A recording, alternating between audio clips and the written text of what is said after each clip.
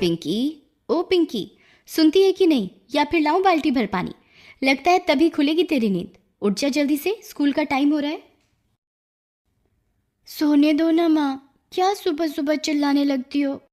कितना अच्छा सपना देख रही थी मैं। तेरा सपना तो मैं निकालती हूँ अभी। चल उठ जल्दी। ताड़ के जैसी बड़ी होती जा रही है लेकिन अकल 2 पैसे की नहीं है। सपने देखना छोड़, हकीकत में जीना सीख। लो, उठ गई। अब खुश? हिटलर जी, तुम्हारी इस हकीकत की दुनिया से मेरे सपनों की दुनिया बहुत अच्छी है। हाँ हाँ, अब उठ के स्कूल हो आइए महारानी जी, क्योंकि जिंदगी में वही काम आएगा, वरना कुछ नहीं होगा तेरा।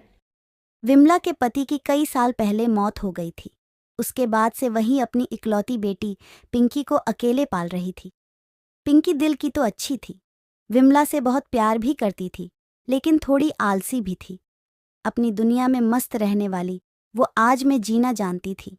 कल की फिक्र करना उसे बेमतलब लगता था। यही वजह थी कि कई बार उसकी और विमला के बीच नोकझोंक भी हो जाया करती थी। विमला पिंकी से बहुत प्यार करती थी। उसका बस एक ही सपना था कि जैसे उसे अपना और पिंकी का पेट पालने के लिए संघर्ष करना पड़ रहा है, कि को कभी न करना पड़े। वो लोगों के घरों में काम करके किसी तरह गुजारा चला रही थी, लेकिन फिर भी वो पिंकी की पढ़ाई के लिए कोई कमी नहीं आने देती थी।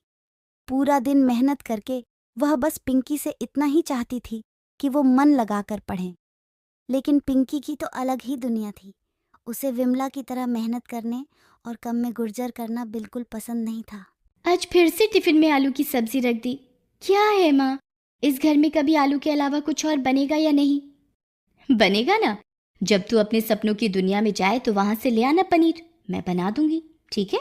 अभी मेरी हैसियत आलू की है, समझी? तो आप ही खाओ ये आलू, मुझे नहीं खाना। अरे पिंकी, ऐसे खाने का अनादर नहीं करते। अच्छा आज ले जा, कल मैं कुछ और बना दूंगी। लेकिन पिंकी खाने का टिफिन वहीं रखकर चली जाती है। विमला उसके पीछे पीछे दौड़ती है और उससे कहती है, अरे अरे रुक तो सही, नकचड़ी कहीं की। ये ले 20 रुपए, स्कूल की कैंटीन से कुछ खा लेना। भूखे पेट पढ़ाई में मन नहीं लगेगा। पिंकी मुस्कुराते हुए वो पैसे ले लेती है और स्कूल के लिए चली जाती है। विमला के लिए उसकी पूरी दुनिया पिंकी ही थी। पिंकी के भविष्य की चिंता और काम के बोझ ने उसे चिड़चिड़ा बना दिया था, लेकिन पिंकी उसे समझने की कोशिश नहीं करती थी। घर का सारा काम निपटाकर विमला जैसे ही काम के लिए पहुंची तो घर की मालकिन विमला से बहुत नाराज होती है। आज फिर आने में देर हो गई तुझे। मैं कब से तेरा इंतजार कर रही हूँ। चल जल्दी से बर्तन धोकर नाश्ता बना दे, साहब को ऑफिस के लिए देर हो रही है। हाँ दीदी, बस तुरंत करती हूँ। आपको तो सब पता ही है दीदी, ये पिंकी के नखरे, उसकी वजह से ही देर हो जाती है। समझ नहीं आता क्या करूँ मैं इस लड़की का। पढ़ने में भी मन नहीं लगता इसका। उसे समझा, नहीं पढ़ेगी तो जिंदगी भर तेरी तरह बर्तन ही धोने पड़ेंगे उसे भी। विमला पढ़ी लिखी नहीं थी, इसलिए पढ़ाई की अहमियत समझती थी। वो पूरा दिन लोगों के घरों में काम करती, तब कहीं जाकर उसके घर का चूल्हा जल पाता था। वो बहुत थक जाती थी। ऐसे ही एक दिन काम से थकी हारी विमला जब घर पहुंची तो पिंकी से बोली, पिंकी, जरा मेरी कमर में तेल तो लगा दे बेटा, बहुत दर्द हो रहा है। अभी रुक जाओ माँ, थोड़ी देर में लगा दूंगी। विमला 2-3 बार उसे तेल लगाने को कहती है, लेकिन पिंकी हर बार टाल रही थी। उसका पूरा ध्यान मोबाइल में था। दर्द से बेहाल विमला कुछ देर में सो गई। फिर एक दिन, सुनो माँ, मेरे स्कूल से पिकनिक ले जा रहे हैं, उसके लिए मैडम ने 1500 रुपये जमा करने को बोला है। क्या?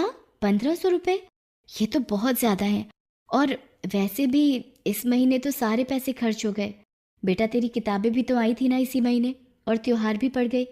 अब तो अगले महीने ही पैसे मिलेंगे। मुझे कुछ नहीं पता, मुझे पिकनिक पर जाना है। मेरी सारी सहेलियाँ जा रही हैं, मैं नहीं जाऊंगी तो वो सब मेरा मजाक उड़ाएंगी। तुम कुछ भी करो पर मुझे पिकनिक पर जाना ही है। अब तू रो मत, करती हूँ मैं कुछ। उस वक्त विमला पिंकी को बोल तो लेती है, लेकिन अब वो इसी चिंता में थी कि आखिर वो इतने रुपए कहाँ से लाएगी। उसी दिन काम से लौटते वक्त उसे रास्ते में एक फैक्ट्री दिखाई दी। वो फैक्ट्री के अंदर गई और वहाँ एक आदमी से बोली, साहब, यहाँ कुछ काम मिलेगा क्या? मुझे पैसों की ज़रूरत है। काम तो है, लेकिन क्या तुम कर पाओगी? इन डब्बों को ट्रक से उठाकर गोदाम में रखना है। 500 रुपये मिल जाएंगे इस काम के बदले। जी जी बिल्कुल मैं कर लूँगी। दिन भर की थकी हारी विमला को बस इस बात की खुशी थी कि इस काम के बदले उसे जो पैसे मिलेंगे उससे वह पिंकी को पिकनिक भेज पाएगी। कमर और पीठ में दर्द होने के बावजूद भारी भरकम बॉक्स सिर पर उठाकर गोदाम में रखने लगी। फिर घर पहुंची तो पिंकी ने उससे कहा, अरे माँ, आज इतनी देर कैसे हो गई? मैं कब से तुम्हारा इंतज़ार कर रही हूँ। भूख से मेरी हालत ख़राब है। वो मंदिर में सत्संग हो रहा था तो बस वहीं बैठ गई थी। तो रुक, मैं अभी खाना बनाती हूँ। विमला पिंकी को फैक्ट्री के काम के बारे में कुछ नहीं बताती ताकि उसे बुरा न लगे। अगले दिन वो फिर से काम के बाद फैक्ट्री में जाती है और बॉक्स उठाने का काम करती है। और फिर से जब वह देर से घर पहुंचती है तो पिंकी गुस्से से कहती है। आज फिर सत्संग हो रहा था क्या? विमला पिंकी की बात का जवाब दिए बिना ही उसके हाथ में 1500 रुपये रख देती है और कहती है, वो सब छोड़, ये ले जा, चली जा पिकनिक पर। पिंकी बहुत खुश हो गई और पिकनिक पर जाने की तैयारी में लग गई। 2 दिन बाद पिंकी जब पिकनिक से वापस घर लौटी, माँ, मैं आ गई। आजा। कैसी रही तेरी पिकनिक? बहुत ही बढ़िया माँ। लेकिन तुम इस वक्त घर में काम पर नहीं गई आज? नहीं। आह, कमर में बहुत दर्द है बेटा, खड़ा ही नहीं हुआ जा रहा। खाने को भी कुछ नहीं है घर में, हिम्मत ही नहीं हुई कुछ बनाने की।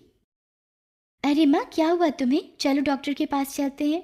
पिंकी फिर विमला को नजदीक के ही एक दवाखाने में ले जाती है। इनकी पीठ पर तो कई जख्म हैं। लगता है कोई बहुत भारी सामान उठाया है इन्होंने, और ये कमजोर भी बहुत हैं। कुछ दवाइयाँ लिख रहा हूँ, वक्त पर देते रहना। और हाँ, जब तक ये पूरी तरह से ठीक नहीं हो जाती, इन्हें फुल बेड रेस्ट लेना होगा। इनका बहुत ख्याल रखने की ज़रूरत है, वरना दिक्कत ज़्यादा हो सकती है। जी डॉक्टर साहब। ये डॉक्टर तो कुछ भी बोलते रहते हैं। मैं बिस्तर पर पड़ गई तो कैसे काम चलेगा? तुम बिल्कुल चिंता मत करो माँ, तुम अपना ख्याल रखो, मैं हूं ना। वैसे माँ, डॉक्टर साहब ने बोला कि तुमने कोई भारी सामान उठाया है। ऐसा क्या काम किया तुमने? विमला पिंकी के सवाल को टालने की कोशिश करती है, लेकिन उसके बार बार पूछने पर उसे सब कुछ बताना पड़ता है। फैक्ट्री का भारी सामान ढोने की बात सुनकर पिंकी की आंखों में आंसू आ जाते हैं और वो रोते हुए कहती है, मेरे पिकनिक के लिए तुमने इतनी मेहनत की माँ। तुम्हारी पीठ में तो पहले से ही दर्द था ना, फिर भी। और मैंने कभी तुम्हारी तकलीफ महसूस नहीं की और ना ही कभी तुम्हारी मदद करने की सोची। मुझे माफ कर दो माँ। नहीं बेटा, ये तो मुझे करना ही था। मैं नहीं करूँगी तेरे लिए तो और कौन करेगा? तू बिल्कुल अफसोस मत कर। बस तुझसे इतना ही कहना चाहती हूँ कि तू मन लगाकर अपनी पढ़ाई करे बस। बाकी सब मैं संभाल लूँगी बेटा। हाँ माँ, अब से तुम जैसा कहोगी मैं वैसा ही करूँगी और तुम्हारा ख्याल भी रखूँगी मैं। पिंकी को अपनी गलती का एहसास हो गया था। अगले ही दिन से वह अपनी माँ की जगह काम पर जाने लगी। शाम को जब पिंकी घर वापस आई तो उसकी माँ ने उससे कहा, आ गई बेटा, थक गई होगी ना? हाँ माँ, मुझे आज एहसास हुआ कि तुम कितना काम करती हो। पिंकी अब पहले से बहुत बदल गई थी। यह देखकर विमला बहुत हैरान भी थी और खुश भी। वह हमेशा से यही चाहती थी कि पिंकी जिंदगी के महत्व को समझे। कुछ दिनों में विमला ठीक हो गई और वह पिंकी से कहती है, अब मैं बिल्कुल ठीक हूँ पिंकी, कल से मैं काम पर जाऊँगी। तू अपनी पढ़ाई पर ध्यान दे अब से। नहीं माँ, अब से तुम लोगों के घर बर्तन झाड़ू करने नहीं जाओगी। मैं स्कूल के बाद छोटे बच्चों को ट्यूशन पढ़ाया करूँगी। कम में चलेगा पर घर चल जाएगा माँ। बहुत मेहनत कर ली तुमने, अब मुझे करने दो। मैं बेवजह तुझे लेकर परेशान रहती थी बेटा, मुझे नहीं पता था कि तू इतनी समझदार है। पिंकी पूरे मन से पढ़ाई करती और फिर स्कूल के बाद छोटे छोटे बच्चों को ट्यूशन पढ़ाने लगी।